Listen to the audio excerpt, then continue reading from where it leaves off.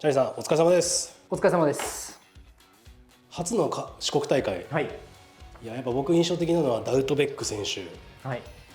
ララミー選手と伊藤選手。はい。はい。そう、なんか今回伊藤選手すごい覚醒した感じがしたというか、今までに本当にないぐらいの素晴らしいパフォーマンスを見せていただいたなというふうに思いますんで、やっぱりこう相乗効果というか、もう海外の強豪を読む意味があったんじゃないかなというふうには思いますよね。鈴木選手もすごい気持ちが見える試合だったんですけども、ダウトベック選手もしっかりそこに対応して声出しながら振ってましたからね。あとメインのバンタム級タイトルマッチも見事防衛して。そうですね、すごい激闘でしたね。まさにシーソーゲームというか、どっちが勝ってもおかしくないんじゃないかっていう感じで、井上選手は試合の終わった後も表情からも分かるように、自分のパフォーマンスに納得はしなかったようですけれども、井上選手はまたさらにチャンピオンとしての多分自覚もつくと思うし、本谷選手も惜しかったですけどね、判定の時の会場の声は本谷選手の方が良かったですもんね。皆さんこんにちは、チャーリー柏木です。5月4日に開催されるライジン男祭り、フェザー級タイトルマッチや朝倉未来の復活、そしてヘビー級グランプリなど、まさにお祭り的なカードとなっています。この大会をより楽しんでもらうために、今回の大会の解説をしていきたいと思いますので、最後までお付き合いのほどよろしくお願いいたします。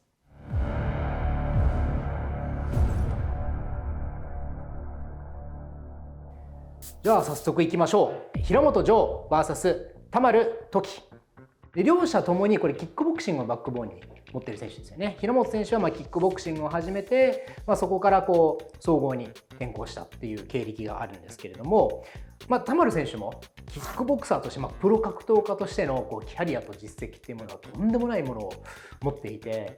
総合格闘技の練習量でいうとおそらく平本選手の方がまだ長い経験値を持っている。だけれどもプロの格闘家としての経験値はこれは田丸選手の上なんじゃないかなと。でもこの間の試合発表会見見る限りでは平本選手もだいぶ強そうでしたよね。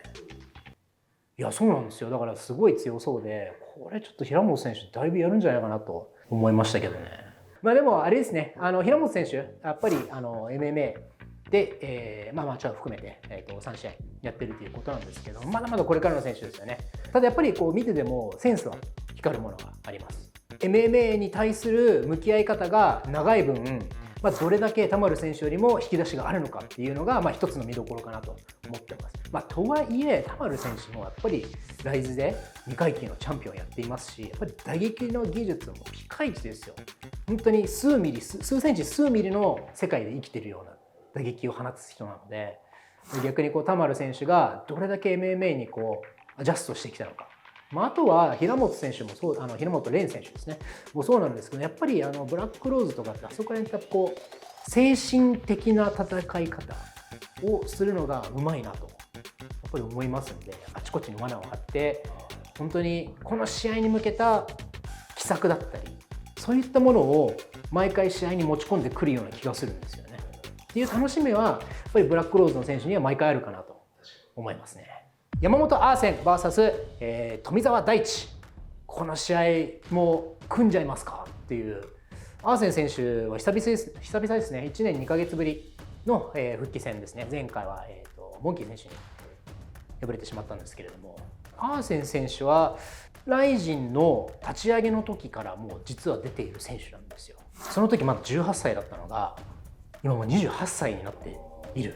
レスリング一家に生まれて本当にレスリングエリートとしてここまでやってきているので、本当にポテンシャルはすごくあるんですよね。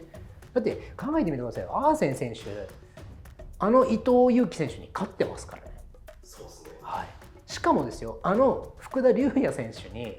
カットで負けてしまう前までは互角の戦いやってましたから。めちゃくちゃいい試合でしたね。はい。だからそう考えるとポテンシャルが抜群にあるので、その対戦相手として富澤選手、打撃のまさに寝技対打撃、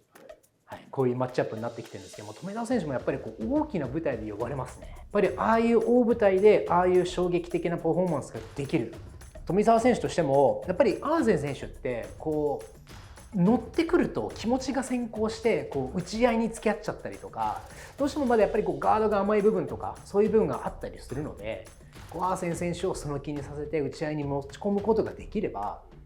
全然チャンスはあると思いますし、富澤選手のこの当て感精度っていうものがそこで生きてくるんじゃないかなと思いますね。はい、次、朝久太陽 VS 宇佐強義也。これはライジンキックボクシングの一戦ですね。朝久選手は、番外地ですね、番外地ですごい試合を見せてくれたというか、本当空手バカ一家ですか。宇佐強選手も久々に戻ってきて、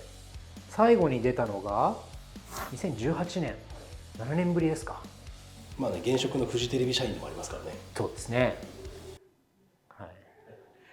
はい、次行きましょうね。はい、次、ジョン・ドッドソン VS 曽谷貴樹。これはライジンフライ級の一戦ですね。7月から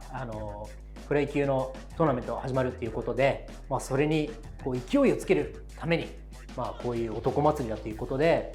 男らしい戦い方をする両者に、リマッチというか、前スーパーライジンで、ベアナックルボクシングルールで、試合をやっていますけれども、試合もだいぶ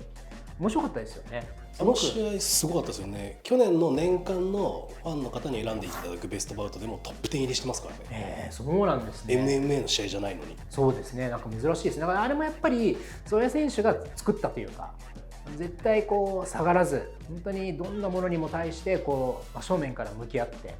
立ち向かっていくっていう心の強さをやっぱり見せてもらえたのかなというふうに思いますね。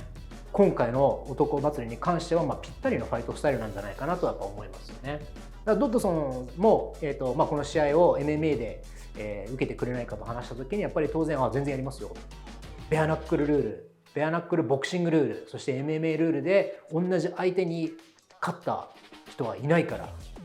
俺が歴史で初めての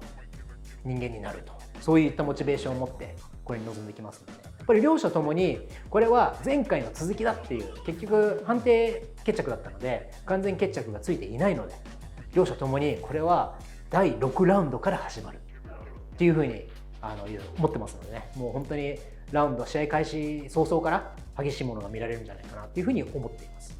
この試合の予習はしておきたい。ベアナックルボクシングでどういう内容だったのかっていうのを予習しておくと、今回やっぱり MMA パンチだけじゃなくて蹴りも膝も肘もテイクダウンも寝技もスクランブルもあります。味変を楽しむというか、ルールによって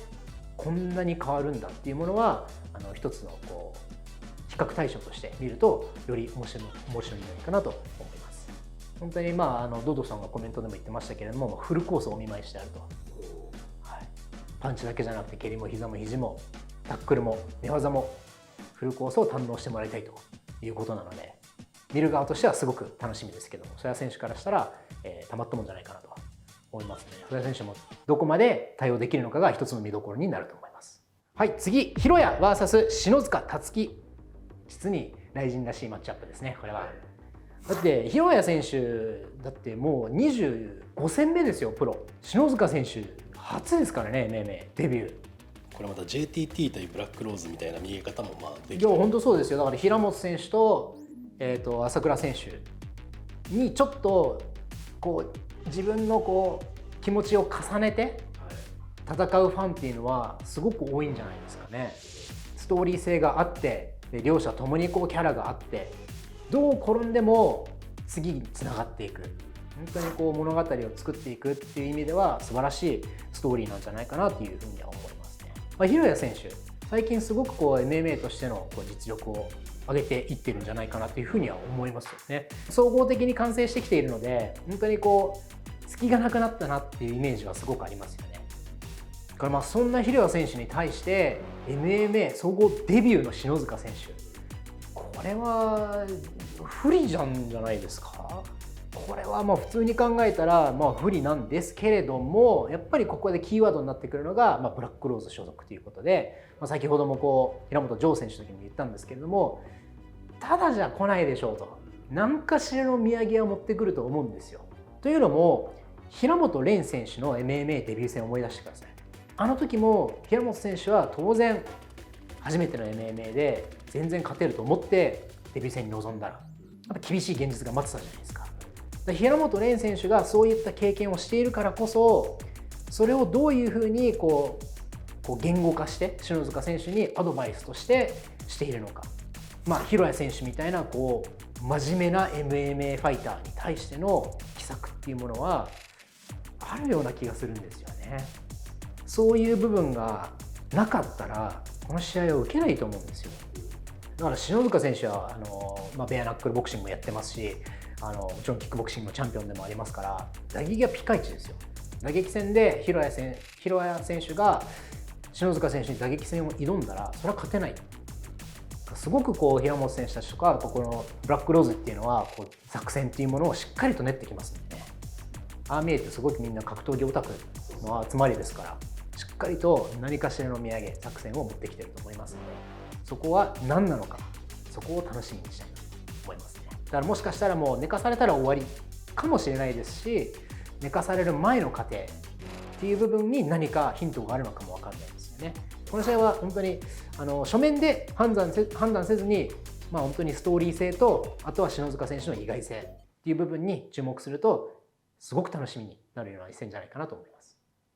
はい、どんどんいきましょう。ダニー・サバテロ対太田忍、ライジンバンタム級の一戦ですね。これはディビジョン1レスラー対オリンピックレスラー、レスリング対決ですね。しかもこれ2人とも1993年同い年なんですよ。サバテロ選手はフォークスタイルっていう、いわゆるフリースタイルですね。足触っていい、テイクダウンいっていいレスリングで、太田選手はグレコローマン、足触っちゃいけない上半身のみのレスリングっていう部分で違いがあるんですよ。だから同じレスラー同士と言ってもやっぱりそのレスリングの質が違いますんでね。なんかそういったコントラストは非常に面白いのかなと。でサバテロ選手はレスリング一家で、太田選手もレスリング一家、共通点が非常に多くて、同い年、レスリング一家、もう本当にアスリートとして道を歩んできた両者が東京ドームでぶつかるっていうのは、なかなかロマンあるストーリーなんじゃないかなと。これなんか面白いのがダニー・サバテロ選手は、海外ではダニー・サバテロ選手の試合が面白いのは試合が始まる前までだっていうふうに言われているんですよね。ただ彼の場合はやっぱり骨の髄まで染み込んだレスリングっていうものを最大限に利用して試合をするので、当然そういうふうになってしまうのも致し方ないかなと思うんですが、ライジンルールのダニー・サバテロ選手は全く別物になると思います。ユニファイドだったら蹴りとか膝が使えないところで、日本のライジンだったらしっかり使えるんですよね。だから本人もやっぱり対戦相手の頭蓋骨に膝をぶち込めるみたいな口の悪いことを言ってますけれども、それはまんざらはったりでもなさそうですよね。しかも ATT 出身ですし、ライジンルールをたくさん知っている堀口選手もチームメートにいるわけなので、しっかりと対策を練ってくるんじゃないかなと思います。じゃあ太田選手はサバテロにどういうふうに対策をするのか、太田忍は太田忍スタイルをどこまで磨けるかっていうところになるんじゃないかなと。ベラトールのバンタム級暫定王座戦にも臨んでいるサバテロに太田選手が勝ってくればやっぱりすごい説得力はありますんでね。ダニー・サバテロ選手がライジンバンタム級の新しい賞金首としてみんなから狙われるような立場、ダニー・サバテロに勝ってきたら説得力があるぞっていう部分は非常に面白いんじゃないかなと思いますんでね。そういった意味で太田選手がこの世界の強豪を超えてきて、で発言権を持ってもらいたいというふうに思います。あとごめんなさい、これ全然全くいらない豆知識なんですけど、サバテロがすごい口悪いじゃないですか。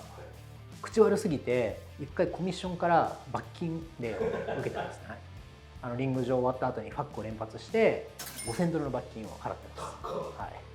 い、75万円ぐらいですか。高いっすよね。男祭り誰が彼の通訳するのか。下着さんじゃないんですね。やりたくないですね。はい、好きですけどね、嫌いじゃないです。中村大輔 VS 桜庭大成。往年の格闘技ファンが泣いて喜ぶようなマッチアップですよ。これだけストーリー性のあるマッチアップを男祭りに持ってくる、この渋さわかります？流れ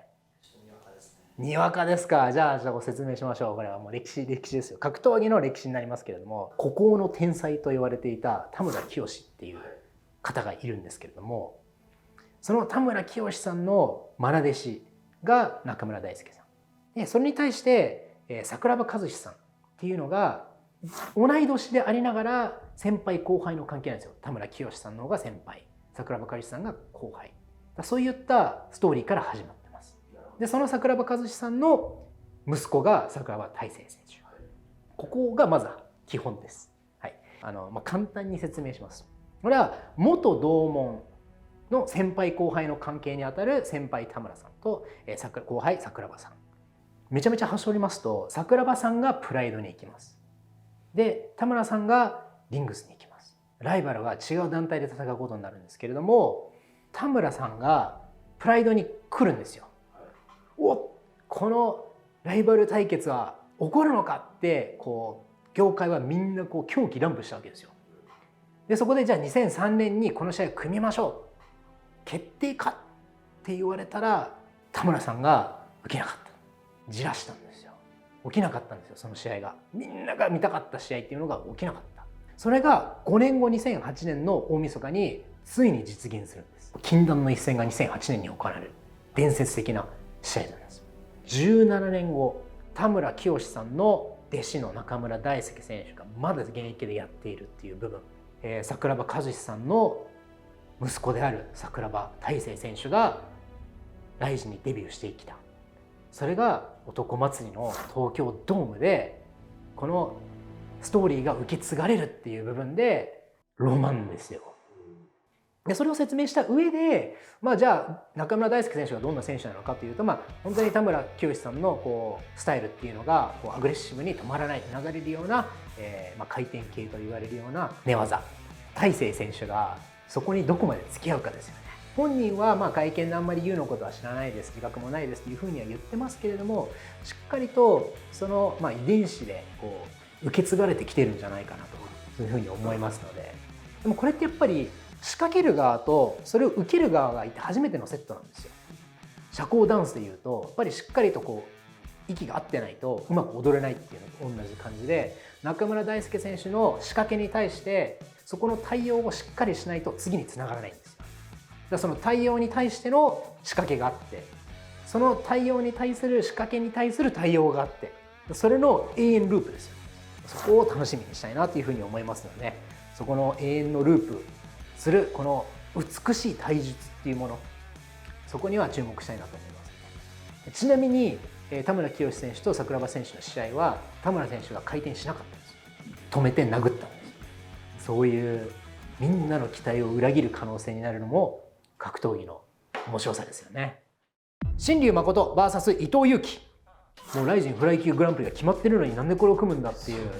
男祭りにこれ組まないでどうすんだって社長が言ってました。今は会見でも新龍選手言ってましたけれども、自分の方が格上だと。ただ直近の試合見てると新龍選手負けてるんですよ。伊藤選手は勝ってるんですよね。しかもあれですよ、今年ベストバウト候補になるぐらいの素晴らしい試合で勝ってますね。今5連勝中ですから、ここら辺の勢いっていうものもかかってくるんじゃないですか。伊藤選手からしたらやっぱ今の日本のフライ級、ライジンのフライ級でいうと、荻久保選手がいて新龍選手がいてっていう風に構図になってますけれども、ここで伊藤選手が新龍選手に説得力のある勝ち方をしたらそこの構図が壊れるわけですから、伊藤選手からしたらすごくモチベーションがある。だから勝負の鍵はこれ本当に伊藤選手の寝技の技術がどこまでなのか、新龍選手の寝技に対して伊藤選手がどこまで対応できるのかっていうところがもう一つの、勝負の流れを決めるところになると思います。やっぱりアーセン選手のレスリングには対応できなかった。でそこでアーセン選手に判定負けをしてしまうんですけれども、その次広谷選手で、広谷選手もどっちかというと打ち合いを避けてテイクダウン重視で作戦を立ててきたんですけれども、そこはしっかり対応できていた。なので伊藤選手はアーセン選手との試合から学んで、広谷選手との試合でしっかりとそこのグラウンドに対する対応能力っていうのを上げてきたので、もしくは新龍選手の寝技は伊藤選手の今まで上がってきた部分もやっぱり次元が違うのか。新龍選手もこの間のトーレス戦でしっかりと打撃の工作だったりボクシングっていう部分をしっかり見せてヒヤヒヤするような打撃の工作っていう部分も見せたんですけれども、やっぱり伊藤選手のこの間ララミー選手の試合を見ててもやっぱりちょっとスピードと動く量っていうか、あとフットワークが違うなっていうのがありますので、新龍選手は当然あれを見て伊藤選手とボクシングのやり合いにはならないと、そういう選択肢はしないと思いますので、そこを分かった上で伊藤選手がどういうふうに対応してくるのかっていうのが一つの見どころです。イスラムベック・ベクティベック・ウルー VS アレクサンダー・ソルダトキン。これヘビー級グランプリの1回戦、これキルギス対ロシア、ドイツみたいな、こんな感じですね。イスラムベック選手はまたの名をキルギス・ハルクと強そうなあだ名なんですけども、オクタゴンリーグ MMA っていうところのヘビー級チャンピオンなんですよね。でカザフスタンといえばカルシャガダウトベックだったり、ね、その中央アジアのヘビー級のチャンピオンですから、これも肩書きだけでも強そうですよね。東京ドーム大会カルパックをかぶってくる人が2人も出てくるっていうのはなかなか衝撃的で、ちょっと旋律を覚えますね。でもイスラムベック選手、どんな選手かというと、山岳育ちで本当に山の中で育ったっていう感じの選手で、本当に野生児ですね。遊牧民的な強さを備えた選手です。コンバットサンボ、散打、ボクシング、そういったバックグラウンドを持っている MMA ファイターなので、やっぱパンチが綺麗ですよね。本人はやっぱ右ストレートにすごい自信を持っているというふうに言っていて、どっちかというと戦い方はもうまっすぐ打撃をしながら突っ込んでいく。で追い詰めたらテイクダウンにするっていう。そんな対するアレクサンダー・ソルダトキン、軍隊格闘技でいろんな大会で優勝している。でヘビー級にしてはすごく珍しい回転系の蹴りをよく使える選手なんですよ。スピンキックとかを使うと、結構体重が重い分体の軸がぶれてしまうので、なかなかヘビー級では見られないテクニックなんですけれども、体幹が強いのか結構使ってきますんでね。であとはこの選手も下がんないですね。目の前にいてブンブンパンチを振ってくる喧嘩ファイトみたいな。遠い距離だと蹴り、それ以外はもう目の前にいてパンチを振ってくる。だからライジンのリングの中でちょっとした交通事故みたいな。でしかもですよ、この試合はなんとリマッチなんですよ。この2人過去に1回やってるんです。ロシアのオープン FC っていう団体で2020年にやってるんですけども、その時はソルダトキン選手が判定でイスラムベック選手を下してます。だから本当にガチの抽選会ってやっぱ面白いですよね。ここが決まっちゃうんだっていうふうには思いました。1回やっちゃってるからこそリマッチで絶対勝ちたい、負けられないからこそ勝てる選択肢をしに行く。お互いの手の内を知っているからこそ違う展開にはならないっていう部分は間違いなくあるのかなと思いますので、いずれにしろ規格外な派手なアグレッシブなストライカー同士、この試合は面白いものになると思います。マレック・サモチョク VS ダニエル・ジェームス、ポーランド対アメリカ。マレック選手なんか優しそうな顔してますよね。素朴な好青年だそうで、この選手はKSW の推薦選手で、これから上がってくるであろう将来有望な選手ですね。KSW は2015年のグランプリからずっと選手を出してきてる団体で、1回目はゴラン・レリッチで、2回目の時はシモン・バヨル、今回の企画に合わせて出してきたのが28歳マレック・サモチョク。現在 KSW3 連勝中なんで、すごい勢いに乗ってる若い選手ですね。ポーランドの郊外から出てきた選手で、プライドに憧れて総合格闘技を始めたっていう、本当にまっすぐな初めの一歩みたいなファイターですね。特に何かのバックボーンを持ってるっていうわけでもなく、何でもできます。打撃もできますし、レスリングもできる。で柔術もできます。で自分はやっぱりポーランドの選手だっていうことで絶対に下がらない。で自分がピンチになった時にしっかり歯を食いしばって打ち合いに臨む意思決定ができる選手。本当にど根性で絶対に下がらない、そういったファイターですね。じゃあそんな純朴なマレックさんが誰とやるのかっていうと、ダニエル・ジェームズ、ザ・アメリカン・プレデターっていう、とにかく大きいですね。この人は巨漢枠です。LFA、ベラトール、PFL と、北米のメジャーどころを経験してきている経験豊富なもう巨漢ファイターですね。198センチありますので。43歳って結構ベテランですよね。そうですね。だいぶ長い間試合やってきていて、なんとこの選手 94% フィニッシュ率が。これ当たったら多分誰でももういっちゃうと思います。なんなら前の試合でヘビー級の120キロで体重オーバーしちゃったぐらい大きい選手なので、それは今回避けていただきたいなと思いつつも、本当に120キロリミットを作るために減量しなきゃいけないぐらい大きい選手ですね。これもまた面白そうですね。そうですね。だからそんな巨漢相手に184センチしかないマレック・サモチュク選手が立ち向かっていく。デンプシーロールなんて発動した時にはもうみんな一気に大ファンになっちゃうんじゃないですかね。確かに。これもなかなかド派手な試合になると思いますので、これも非常に楽しみです。はい、次スダリオ剛 VS ジョゼ・アウグスト。 LFA 推薦のジョゼ・アウグスト選手。ジョゼ選手推薦に至るまでにいろいろと本当にこうフェデレーション構想としてはやっぱりチャンピオンお願いできますかという話をプロモーターのエド・ソアレスさんと話をしていたんですけれども、どっちかというと LFA の今のチャンピオンはレスラーなんで2人ともタイトルマッチが行われてたんですけども、そのタイトルマッチでどっちが勝ってもレスリング系なので、だったらチャンピオンじゃないけれども日本向けで本当に面白い試合をする、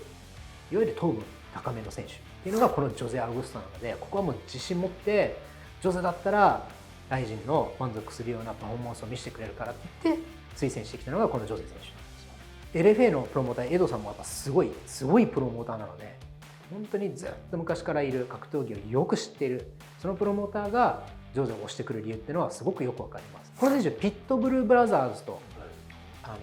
のジムで練習していて、スタイルも彼らよりもさらに獰猛ですよ。もう自分から仕掛ける、待たない、すごいハートが強くて勇敢な選手です。だからこう勝つ時もド派手、負ける時もド派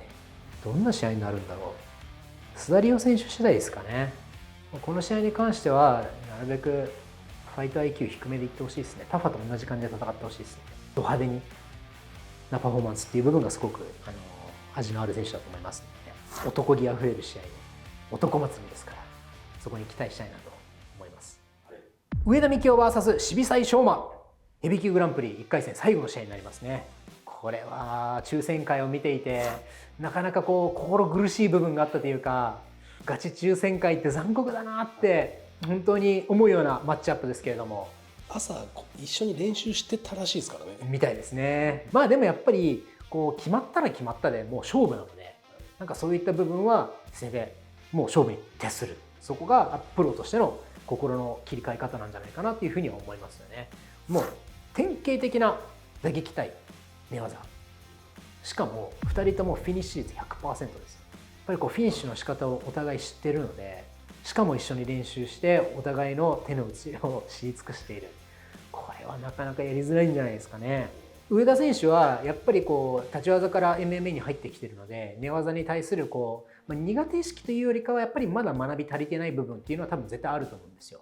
それがこう露呈したのがプシェミスラブ・コバルチュクとの試合。打ち合いに来るかと思ったら変化つけられて寝技で決められてしまった。本人としてはやっぱりあそこで寝技に来るっていうのは全く想定していなかったので、やっぱりこう総合の難しさ、総合の深さっていう部分を思い知ったっていう部分はあると思うんですよね。なのでそこでしっかりと寝技の対策、どういうふうにやっていくのか、うかつに倒されないための打撃の出し方っていう部分もそこは攻略してやってくると思うので、そしてやっぱり練習している渋沢選手だからこそどういうふうに攻略するのかっていうのも分かってる。お互いの手の内を知り尽くした者同士、打撃対寝技、日本人頂上決定戦ですね。本当にそういったさまざまなドラマが抽選会からこう出されてきた今回のライジンヘビー級グランプリ1回戦から見どころがたくさんなので、本当にどんな結末になって誰が準決勝に上がろうともこのストーリーは続いていきますからね。9月までしっかりと続いていきますので、ここは本当に1回戦しっかり見て次につなげて楽しみにしていければなと思います。萩原恭平 VS 西谷大成、秒殺劇を見せたんですけれども、あれ26秒ですよ。あそこのパフォーマンスがあって今回の男祭り参戦の切符を手に入れたというか、ここちなみにこれあれですね、豆知識クイズタイム。萩原選手のこの間の26秒の勝利はライジン10年間の中で何番目に早い決着でしょうか。時間切れ。これはですね12位タイ、トップ10にも入んないんですよ。26秒で1位が、チャールズ・ベネット対木村稔7秒、2位、スダリオ剛対、宮本和志8秒、次堀口恭司対イアン・マッコール9秒、次、渡辺香奈対杉山静香11秒、次八千祐介対マリオ・シスムンド18秒、次庄司対鈴木千尋20秒、次レナ VS アレクサンドラ・アルバーレ、これも20秒。次、ホベルト・サトシ・ソーザ対ルイス・グスタボ、21秒。その次、キム・ギョンピョ対トゥラル・ラギモフ、21秒。その次に、萩原恭平対内村洋次郎、これ22秒なんですよね。はい、で、メイマン・マメドフ対中村優作が23秒。でその次に、萩原恭平対飛び見せち26秒。そして桜庭大成対谷地祐介が26秒で12位タイとなっています。なので萩原恭平選手は30秒以内のフィニッシュが2個あるんですよ。すごい実績ですよね。そうですね。秒殺キングかもしれないです。そんな完全復活を遂げて白星先行になった萩原選手と対戦するのが西谷選手。なんか西谷選手ってあれですよね、本当にしっかりとしたグラップリングができる MMA ファイターっていうイメージなんですけれども、打ち合い好きですね。なんか言いますよ。言っちゃいますっていうか、いや言っちゃうんじゃないですかね。まあでも逆にキックボクシングとかでも結果出してますからね。はい、すごくもしかしたらもはやグラップラーじゃなくてストライカーなのかなっていう定義づけてもいいぐらいやっぱ打撃で生き生きしてる感じがしますね。西谷選手がどういうふうに戦ってくるのかがわからないんですよ。萩原選手はやりたいことがおそらく決まってますよね。だから西谷選手の出方次第でどんな展開になるのかっていう試合になるんじゃないかなと思いますね。あとは一つあれですね、試合の序盤からやっぱり萩原選手ってローがすごく有効的に使えてるイメージがあるんですけれども、ここのローに対して西谷選手がどういうふうに対応するのか、どう反応するのかによって試合の後の展開、後に影響してくるんじゃないかなと思いますので、試合序盤の萩原選手が放つローキックに対して西谷選手がどういうふうにさばくのか、どう対応するのかでその先の流れがちょっと予測できるのかなっていうふうに思いますので、序盤のローキックに注目しましょう。はい、次、高木遼 VS 秋元京馬。高木選手は25歳で今2連勝中、秋元選手は19歳で、大晦日にね元谷選手に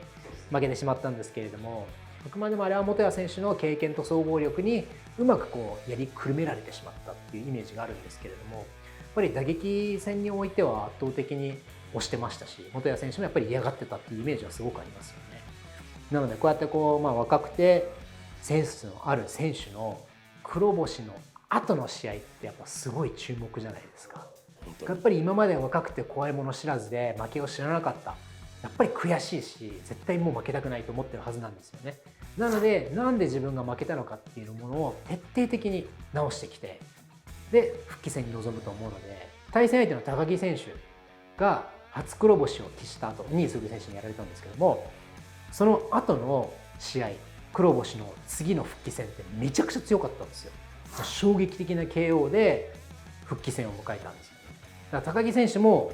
そこの意気込みっていうのは分かってると思いますし、逆にその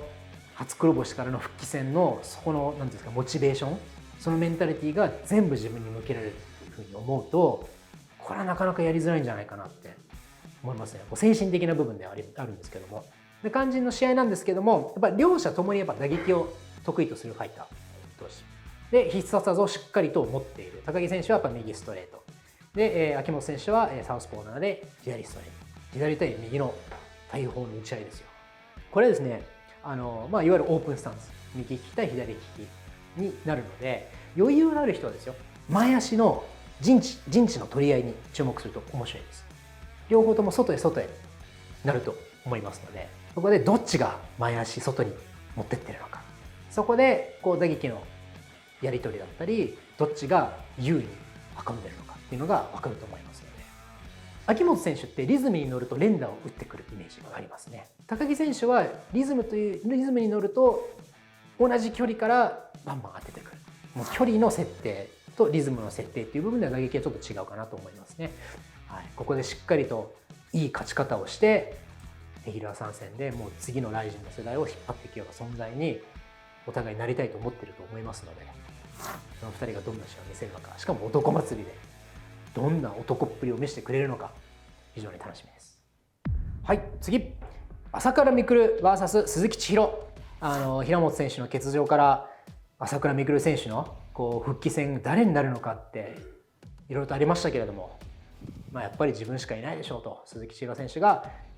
名乗りを上げて決まったこのマッチアップ、どういう試合展開になるのかあんまり予想できないんですよ。朝倉選手はやっぱり距離設定を作って序盤からいろんな武器を見せて相手を後手にさせることで試合のペースをつかむ。で相手が悩んで出てきたところにカウンターを当てる。すごく頭脳的な戦い方をするというか、いろんなところに餌をまいて罠を張っとく。鈴木選手はそういったのをやっぱり全部無視して全部罠に入っていくような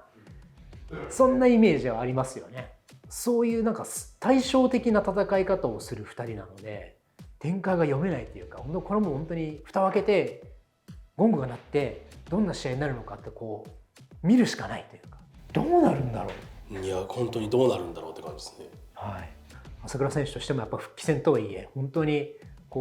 厳しい相手を受けてきたなっていうふうに思いますよね。男気祭りって言ってましたもんね。そうですね、まさに男気祭り、男祭り。この試合の展開としてはあんま本当に読めないんですよ。どんな試合になるのかも分かんないんですけども、どっちかというと先に仕掛けた方がいいんじゃないかなっていう気はします。朝倉選手もやっぱり先にいろいろと見せてそこから待つ、罠を張ってから待つっていうイメージが強いんですけれども、鈴木選手もじわじわと相手に出させてしっかり当ててから一気にいくっていう、2人とも狡猾なプレデター、ハンターっていう捕食者っていうイメージがありますよね。だからこそ先に行った方がいいんじゃないかなと。どうなんだろう、本当分かんないですよね。だからこれはもうストーリーを楽しんでるっていうか、朝倉未来っていう選手の復活祭りで鈴木千尋っていう選手の男気祭り、それを混ぜたらどうなるんだろうっていう格闘技実験みたいな。やっぱりお祭りはいいですけれども、やっぱり勝者は一人、どんな結果になっても次につながるっていうことを信じてやっていきたいなと、見ていきたいなと思います。はい、次、ライジンフェザー級タイトルマッチ、クレベル小池 VS 挑戦者ラジャバリシェイドライフ。激戦区と言われているライジンフェザー級の頂上決戦が東京ドームで行われてしまいます。外国人同士というよりか、クレベル選手は日本代表として、でラジャバリ選手は本当にとんでもない勢いで食い散らかしてきて荒らしてきたパーフェクトレコードで、もう本当にパーフェクト超人ですね。未だにパーフェクト。しかもですよ、この13試合の中でまだ3ラウンド見てことないんですよ。これはもうやっぱりまさに最強の挑戦者って言ってもいいんじゃないですか。ここら辺の直近の試合見てみると、クレベル選手は、斉藤豊選手にチョーク、アーチュレッタ選手にヒールフックで、鈴木選手に、判定勝利、ここ3連勝してますね。でシェイドラフ選手は武田浩二選手に、チョーク、アーチュレッタにアームバー、久保優太選手にグラウンドのパンチ、全部フィニッシュしてきている。本当にライジン最強決定戦、最高レベルのタイトルマッチになるんじゃないですかね。はい、チャンピオンもチャンピオンでめちゃくちゃ強いですし、フィニッシュ率 91% ですよ。42戦やってきてフィニッシュ率 91% ってすごいですよ。本当にみんなクレベルの日本語かわいいねとか言ってられないぐらい偉大なファイターですよ本当に。それに対してパーフェクトレコードを持つシェイドライフ、まだ24歳ですからね。これどうすんのっていう感じなんですけど、本当にそういう実力者同士がライジンのベルトをかけて戦うっていうのも一つのドラマなのかなと。見どころは結構はっきりしていて、クレベル選手がやっぱりフィニッシュ率が高い。ただ今まで決められなかった相手たちっていうのに共通する点っていうのはフィジカルが強いで、危機管理能力がすごく高い。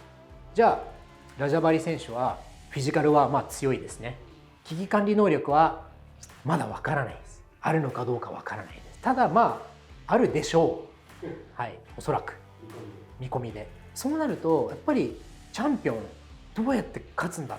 どういうふうにやるんだっていうふうになると思うんですけれども、ここで一つやっぱキーになるのが、まだ24歳で負け知らず3ラウンドまで行ったこともないっていう怖いもの知らずな若者の無鉄砲さっていう部分が出ると思うんですよ。アーチュレッタとの試合を見てても思うんですけれども、失敗したら不利のポジションになるにもかかわらず一本を狙いに行く、そこの無鉄砲さっていうのは確かにあると思うんですよね。そういった本当に短い枠ですけど小さな枠をクレベル選手が経験と技術でどういうふうに抑えるのか、どっちも超実力者ですから、どちらがチャンピオンになっても胸を張ってライジンのフェザー級チャンピオンってすげえぞってみんな言えるようなタイトルマッチなんじゃないですか。これは最後までご視聴いただきありがとうございました。ライジンとして2度目となる東京ドーム、これはもう生で来て見るしかないと思いますんでね、会場チケットは絶賛販売中ですので、ぜひ皆さんと一緒に満員の東京ドームでこの熱狂を目に焼き付けましょう。皆さんどうもありがとうございました。あの敗戦から280日、眠っていた画廊がついに目覚めるライジン男祭り。2年ぶりの勝利なるか、朝倉未来が復活のリングイン。対するは連敗脱出をかけ出陣する天下無双の稲妻ボーイ鈴木千尋。噛みちぎるか、それとも稲妻が画廊を貫くのか。ライジン男祭り UNEXT でペーパービュー発売中。